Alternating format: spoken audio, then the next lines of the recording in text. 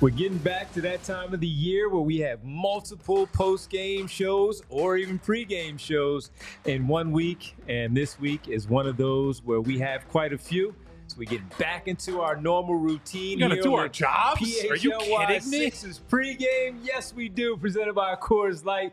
Welcome to the pregame show with Derek Bodner, Kyle Newbeck. I'm Devon Givens, Brianna here. All of you in the chat as we get ready for game number 4 of the preseason schedule for the Philadelphia 76ers. 3 this week in total. 2 pre- and post-game shows tonight and Wednesday here on the PHLY Sixers pregame and postgame show here on the show in general. And we'll have our 3 p.m. shows on Tuesday, Thursday, and Friday. And then the real stuff starts next week on the 23rd, where the season gets underway as the Sixers host the Milwaukee Bucks. So again, we're trying to get into a nice groove of how our routine is. Well, the groove has already started for the Philadelphia 76ers. Yes, there'll be some starters maybe in the lineup tonight. There was some for game 1 and none for game 3, some for game 2.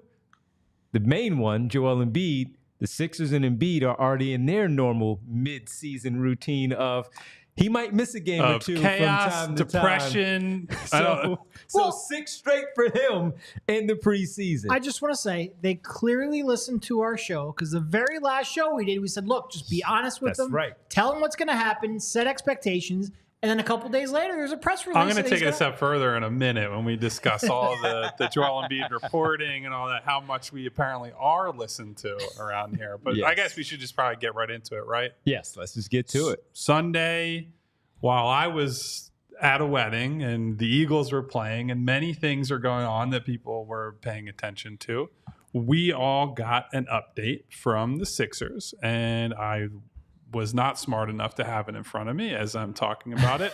The basic summary was that Joel Embiid was assessed by doctors on Thursday. They said, quote, he's progressing well, will continue to take part in an individual treatment plan designed to best support his health and wellness for the 2024-25 season. Then included that he will not play in the preseason. So score 1 for PHLY Sixers saying, just tell us one way or another. It'll help get out in front of it so we can just be clear about all this. And then I think we got some further clarity today, including up to when Nick Nurse spoke during the pregame. So first one was big article from friend of the show, Tim Bontemps over at ESPN. I would say the big bullet points that some of these are more surprising than others, that Kawhi Leonard in 2019 is a model for how they'll use Joel this season. Seems reasonable. He's going to continue wearing a knee brace. Seems reasonable. Using Tim Duncan as a model for managing his body into his 30s. I'm just going to give myself like 17 pats on the back for not only bringing that up frequently, but asking questions about it at press conferences if Tim Duncan's career and trajectory was any kind of image or example that they could use moving forward. And this is the big one, I think.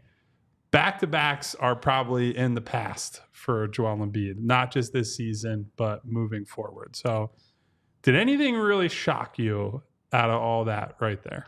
I wouldn't say any of it really shocked me. The fact that they pretty much just took back the backs off the table was probably a little bit surprising. I thought they would be like strategic, like yes on this one, no on that one.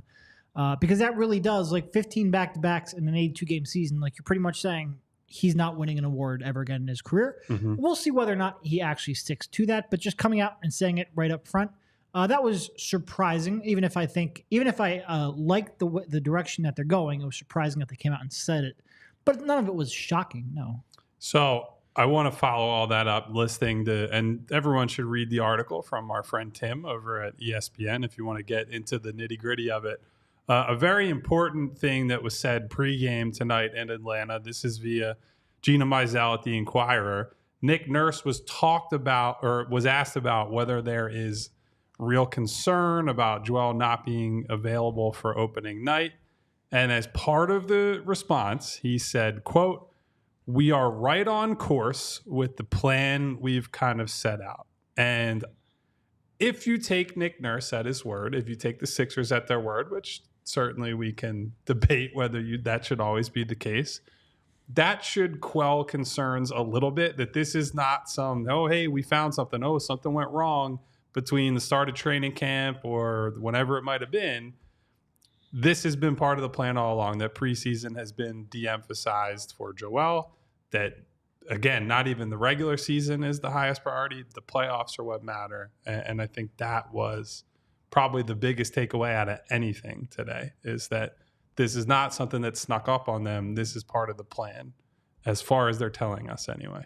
Yeah, so that was the thing for me, is as we listened and Joel talked about it himself, saying, hey, they might have to fight me, and might be some cursing and things of that nature as it goes along, but this is the plan. So Tim writes it. It's out there in the open, even more than coming from Joel Embiid himself. But now it's the other part of when the games actually happen. When it does happen. We haven't gotten there yet. Right now it's the preseason, so we can't make too much of it unless you just want to panic and say he's not playing in the preseason. What in the heck is going on? It's, for me, we'll get into our individual feelings about it. It's not that big of a deal right now. But when we do get to the regular season games, as Derek talked about, how much of that will change in the moment when the games are happening. Maybe they're on a losing streak and he wants to go out there and try to help his team perform and pick up a win that they've been struggling to get over a course of 4 or 5 games. Does he then decide to kick and scream and try to get them to allow him to get on the floor and play in those back-to-back? So maybe play 3 of the 4 games that week when typically it might have been a 2 for 4. So that's where I'm going to get really, really interested to see how all of that plays out. Right now, they're doing what they're supposed to do. They're saying what they're supposed to say. Just like we all said, everybody's 0-0 right now. Even the Detroit Pistons feel like they can win an NBA championship.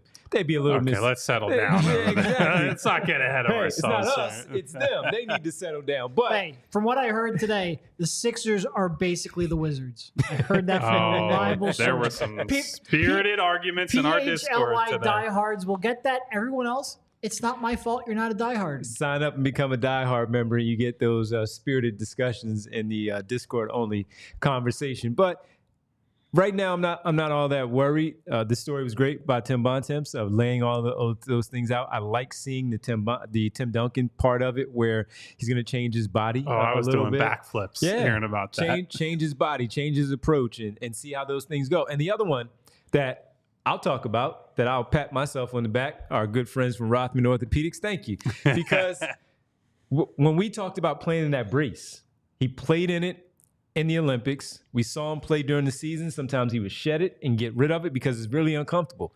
And me being one that has had to wear that brace and then try to play, and I know, Derek, you've had some injuries too, but to try to go out there and play again, and I'm totally different. But the one thing is, me playing regular pickup basketball and him playing, you have to get used to it no matter what level of sport it is and what level of competition it is. To hear him say he's going to have to play with that knee brace on and just deal with it, the jumpers are still the same, the moves are still the same, you're just going to have to get used to it, and that is in Tim's story. That's something that he is going to have to get accustomed to doing. And I also brought up Rudy Gobert, because if you watch Rudy Gobert, he wears 2 of them and puts them underneath and uses the compression sleeves over top of those braces. So they're going to slide down because of the sweat. They're going to slide down because the strap may get a little bit too loose, and he's going to have to get used to pulling it back up in a time where he feels like, all right, I have a moment here, let me adjust it quickly. That is going to be something to watch, at least early on, and then seeing him get comfortable with it and seeing how effective or ineffective he may be with that brace on during the regular season, because it's not nothing. It is something to get used to it, and that's a big dude getting used to a brace. Football players do it all the time. Different sport, 16 games, but it's a long game for offensive linemen and defensive linemen to not only have those Don Joy knee braces on all the time. They double up too. They double up, and they wear them on their elbows. Yeah. So hey, if you're gonna play and be effective, and that's not an excuse. You just get used to it and go out there and perform. And if we're talking about what he mentioned in that story, which is the only thing left, Derek, is the championship, there are no excuses for any of these things. So it's the awards, it's all of those things. But it's also something as simple as a knee brace and not having that impact your level of play. Yeah, and Joel has always pushed back on pretty much anything that he could put on his body, whether it's a mask, whether it's a knee brace. He has not. And look, you get it. It's uncomfortable. If you can't move as well as you're used to, you're probably not going to continue to use it. But for the long-term health of his knee, I do like the fact that he's pretty much reevaluating everything. And he's putting everything on the table. It's what he needs to do at this stage. Like, he is 30. He's 7 foot, 280 pounds with a history of lower body injuries and very little meniscus left on that knee, probably. We don't know because they don't talk about it. But he's had 2 surgeries on that knee. You have to be very, very, very proactive. That means the brace, if it works and it's necessary, that means losing weight. That's all of it. And that means no back-to-backs. And so far, all of the talk has been good. And obviously, so far, it is just talk. Famously, it is just talk because he will not play in the preseason. But you can only start somewhere, and this is as good of a starting point as we have had coming into a season in terms of his plan going forward. Now, I will raise one concern out of all this. I'm not disagreeing with anything you guys have said. I think ultimately they have their eyes and their minds on the right things. My big concern with all of this is trying to build a resilient team-wide identity, knowing that you're going into the season essentially saying, at minimum, absolute minimum, Joel is skipping 15 games. We assume he'll miss some time with, even if it's just little bumps and bruises. He'll probably get other time off during the year. So let's say if you follow the Kawhi Leonard plan, I believe Kawhi played somewhere between 55 to 58 games that year. And he's going to play less minutes. And you're going to lean heavier on Tyrese. And certainly Paul, although it does sound like Paul is going to get a lot of these other nights that Joel gets off on back-to-back, so they'll have both of those guys out of the lineup potentially.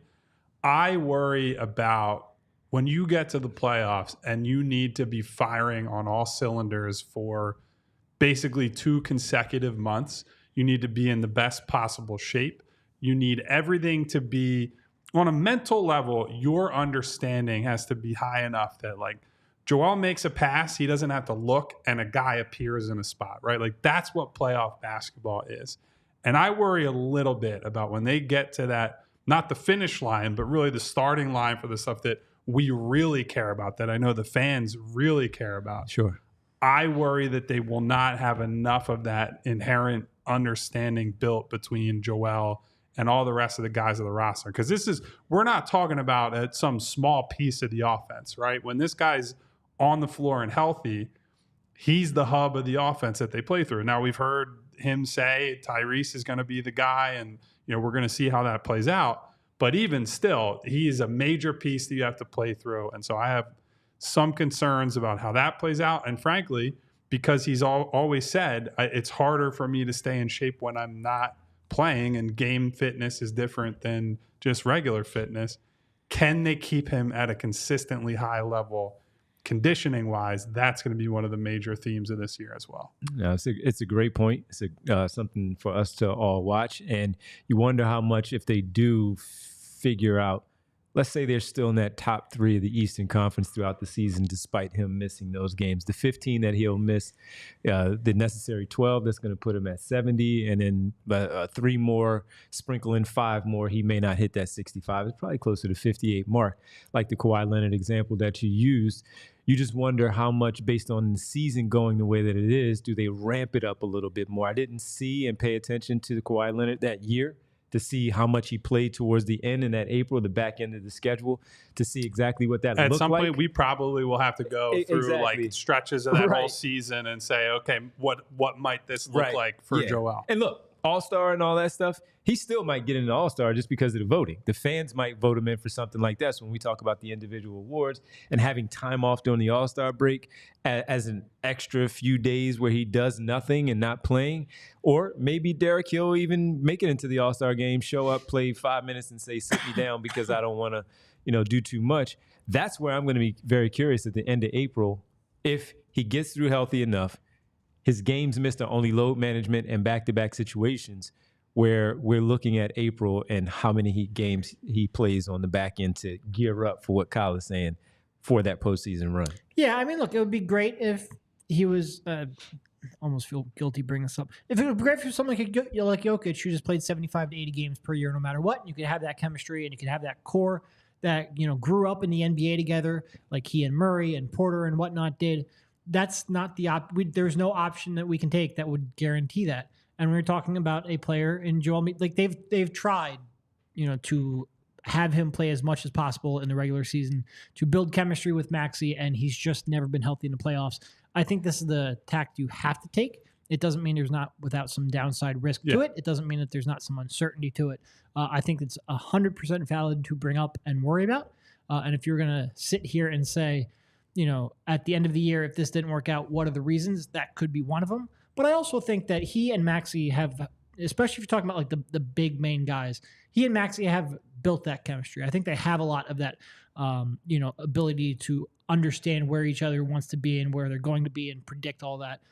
George is a pretty seamless fit. So I don't think it's necessarily something where they have to play 75 games alongside each other to build that. But it's a fair point for sure. All right. It's a fair point. Yeah. I can't say that without thinking it in Brett's voice. Yeah.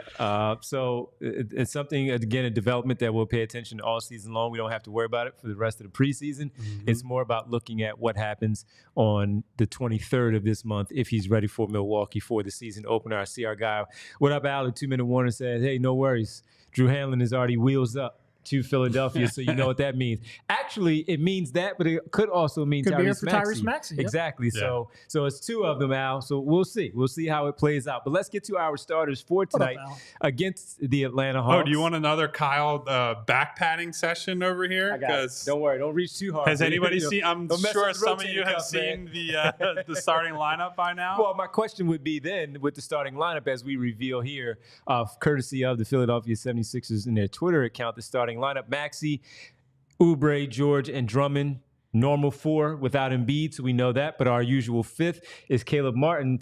Eric Gordon in that starting spot. So is Caleb Martin sitting or is he playing? And it's just a experiment. If only someone on this show had very early in the offseason said that I think Eric Gordon is a dark horse to start. You're patting yourself on the back a little too much. I'll say both said this. I was well ahead of everybody on this one. Because you were saying Gordon over Oubre, not Gordon over Martin. This is true. This is true. But what I said most importantly is that Eric Gordon was a dark horse to start, and that I think he was going to play a bigger role on this team than people anticipated. I just think the fact that he's getting a chance to start in this game doesn't necessarily mean he's going to start to open the regular season. Doesn't mean he'll start ever in a meaningful game. We also said it could be situational of how Oubre more so than Martin, but Oubre and Martin depending on the matchup that they're going against that night. So it's interesting that we're already getting a look at it in the preseason. Again, it fits with the theme we've been talking about quite a bit, right? That this is the time to look at stuff. Yabusele at the 5 has been the big example. Yep. This is another one. I am a little surprised that it's Martin of all guys, that Oubre is a more natural 6th man and all that, but we're going to see how it works out. Is Martin sitting? I have not seen anything to that effect. So Nurse had said pregame, Gina Mizell, who's down there in Atlanta, said he's available to play tonight. So this is strictly they want to get a look at a different lineup type of move. Yeah. I would guess Nick is going to experiment in the preseason. Yeah. It's a shooter. Getting another shooter in the lineup is something that should be a priority as long as you're not giving things away elsewhere. I would say my concern at this point is now that I've seen a little bit more of Drummond, and I know Drummond, with his issues defending in space and getting out to the 3-point line, and Gordon where he's at defensively at this stage of his career, I wonder if you're taking a little too much off the table on that end of the floor to try to get that spacing. But we'll see. It's as we talked about throughout the offseason, Eric Gordon's ability to spot up out to 30 feet and do that comfortably and play in this secondary role, I think is something that is valuable. I think it's something that Nick Nurse values quite a bit. And this is his first crack of the preseason in the starting lineup. So I don't know that it'll stick, but here we go. Yeah, honestly, I think it's a game that doesn't count. And I think Nick Nurse is experimenting. He's trying different lineups out, and I probably wouldn't read too much into it. But I've been on the Eric Gordon has a chance to start train as well. Maybe I got on it a stop later than Kyle, but I've certainly believed it. And I remember when we did a prediction of over-under of 25 games he starts. I think we both took the under.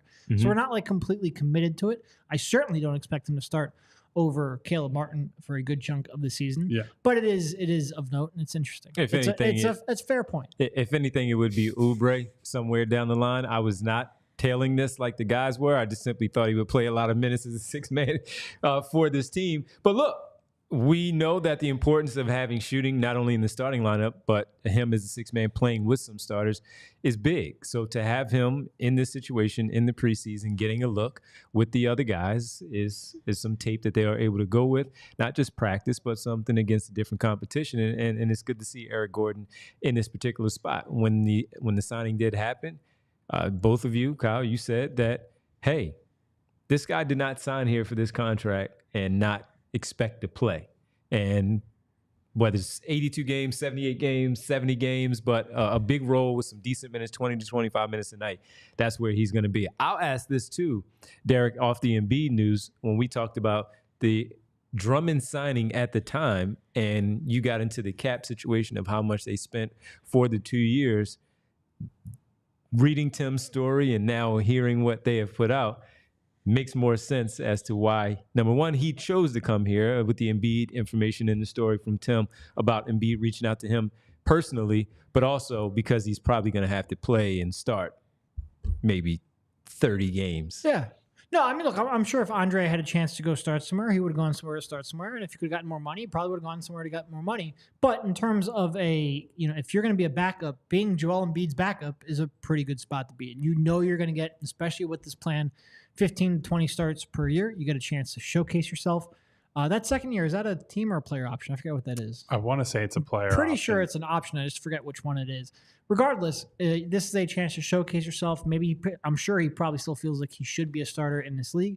He's bounced around a little bit here over the last couple of years, but it is a chance to play some pretty significant minutes on a contending team that you expect to be playing in through May and hopefully through June. And also that you feel values you. A part of Tim's story was Embiid going out there and recruiting him. And I'm pretty sure he's directly quoted saying when the best player best center in the league comes out and says, I need you, like it carries some weight. Confirmed player option on year 2. So it, to your point, just enhances it. Great opportunity for him to, we've talked a lot about, he's built up his reputation as a really high-level backup behind Vucevic the last couple of years, embracing that role, being that guy.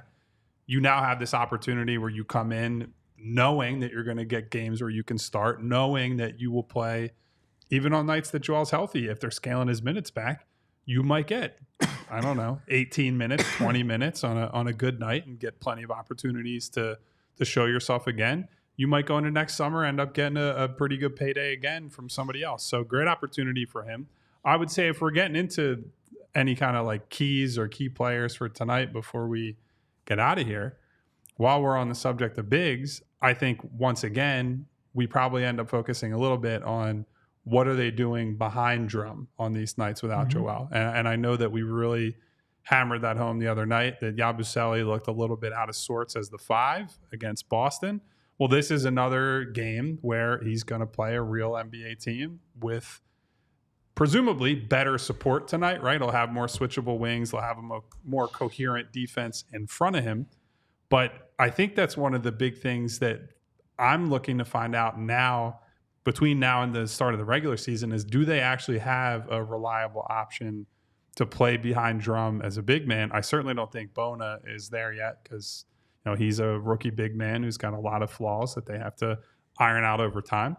And can Yabusele step into that small ball type role and succeed? So that's one of the big things I want to see tonight. Atlanta's obviously got some capable bigs that they can throw out there and play a lot of pick and roll with Trae Young. So we shall see.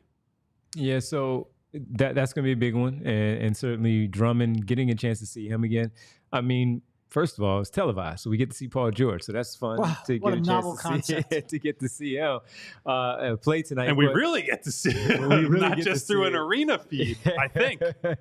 So with it, I mean, it's cool to be able to see that, but I do want to see Drummond again because we are going to see him quite a bit, not just the starts, but also in those backup minutes. And to get a chance to see him, see what he does, take those 3-point shots, whatever it might be. You guys saw it live in Game 1 against the Breakers. We watched it back here at the office here on television.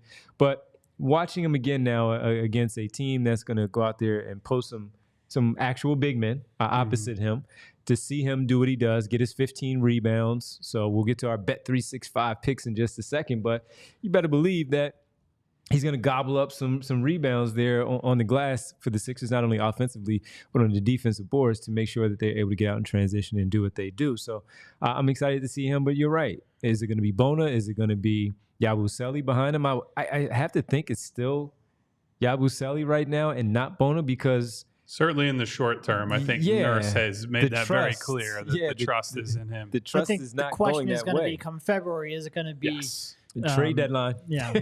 Yeah. What do we do there?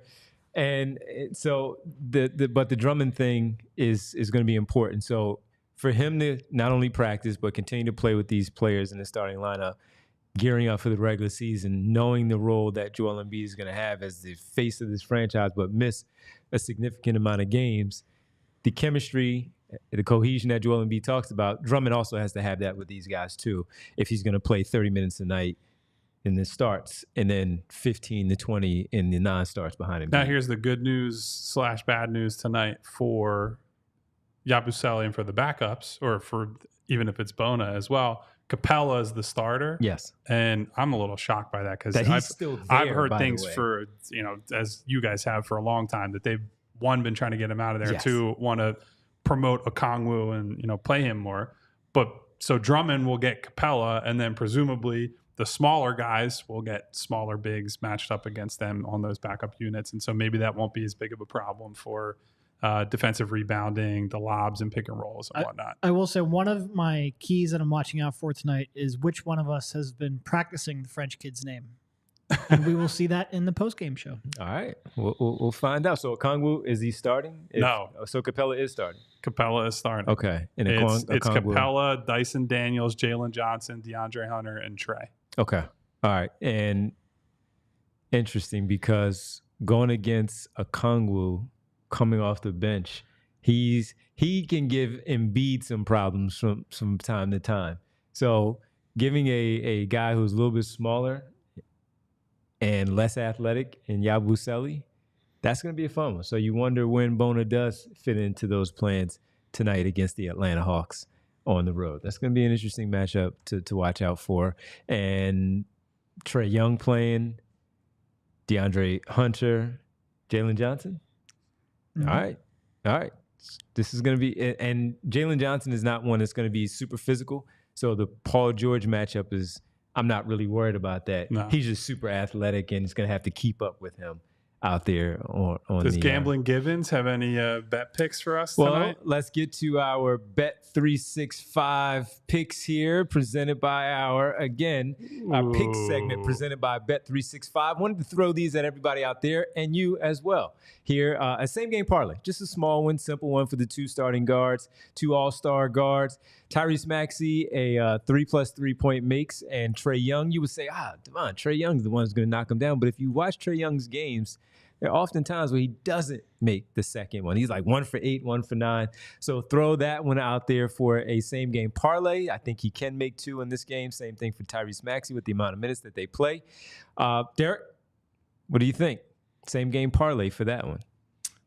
Yeah, well, it's always tough because you never know exactly how many minutes they're going to play. So it's not only are they making their shots, but are they playing enough? If they're playing enough, like the 30 minutes that Kyle was mentioning, I think that's a reachable number for those guys. I think that's a lock. Yeah. And notice that he snuck the French. He did, and he didn't say it, though. I didn't get there yet. All right. I was going to go there quickly. Player points, Paul George, 15+, -190. Yes? I say yes. That's why we put it there. Yeah. And Zachary Rissache. There you go. -290 to get to 10 points. He had a really good game, Kyle, that you talked about the other day where he came up. He played really well in that one game. Had about 19 and I think it was 10 boards, 19 and 10. He played really well. Nice game. You can see the perimeter game that is enticing from him, and which is why he may have also been selected number 1, just the versatility. 10+ points against this team. If he plays a little more extended minutes when the starters sit down, I can see a 10-point night from Rissache at that -290. I like the Devon Givens school of gambling here. It's a lot of, you're not getting great odds, but there are a lot of bets that I feel good about. Right now, here's the sickos will just put them all together and say parlay right slam there. The parlay That's button. Right. That's right. But look, in the preseason, especially when we're putting this together, They didn't even have all the odds up there as of yet. We had to get the starters. We needed to see who was in, who was out. So we wanted to make sure that Bree was set where she wasn't scrambling to put this graphic together. So we got it all together. That was our pick segment presented by Bet365. You'll get that throughout the year on our pregame shows as well. All right. We got to go. We'll come back post-game. I'm going to make Bree, by the way, make a Gambling Givens graphic of you and you're like an Old West cowboy. Like, Let's do it. I will say the odds of you nailing Risachet like you did were pretty high. I'm pretty sure he said it recently and got it as well. So try to be a professional and be prepared and be ready. We'll be ready for post-game. After the game goes final, Sixers, Hawks, and you never know. We might be starting in the fourth quarter before it ends like we did against Boston on Saturday. So for Derek, Kyle, Bree, I'm Devon. We'll talk to you after the game following Sixers, Hawks right here on the PHLY Sixers podcast. We all silly like the mayor.